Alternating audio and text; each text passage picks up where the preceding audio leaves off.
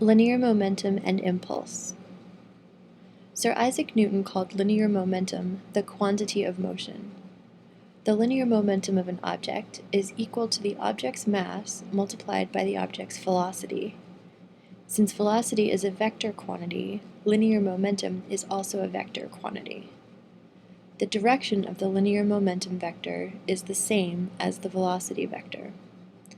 Since mass is given in units of kilograms and velocity is given in meters per second, the units for linear momentum are kilogram meters per second. Which ball has a greater linear momentum, a bowling ball or a baseball? The bowling ball is more massive than the baseball, but linear momentum depends on velocity also, so we can't know which one has a greater linear momentum until we know the velocity of each ball.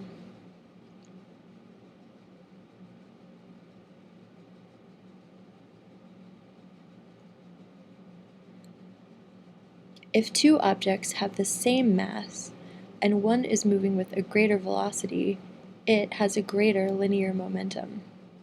And if an object of a given mass has zero velocity, it also has zero linear momentum.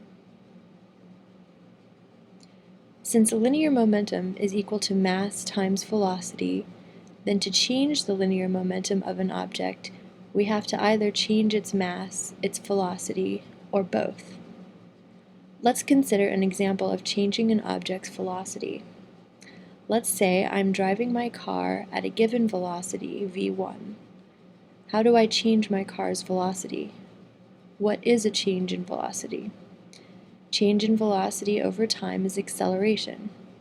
And how do we accelerate an object?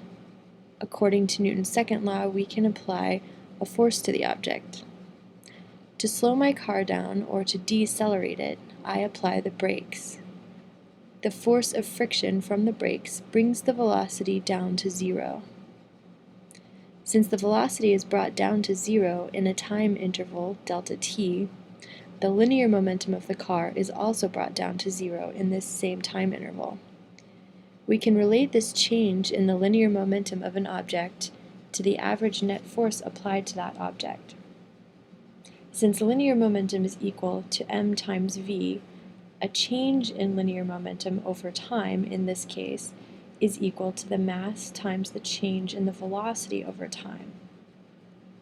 This term is equal to average acceleration, so we can substitute that in here. And this term is equal to average net force. Substituting that in, we get an expression that relates the average net force applied to an object to the change in linear momentum that is caused by that force. From this relation, we can see that the rate of change of linear momentum of an object is proportional to the net force applied to the object. Also, the direction of the change in linear momentum is in the same direction as the applied force. This change in linear momentum is also called impulse, or impulse of force. Since the change in linear momentum is a vector quantity, impulse, j, is also a vector quantity. So j equals delta p. If we solve this expression for delta p, we get that delta p equals delta t multiplied by the average net force. So this is another expression for impulse.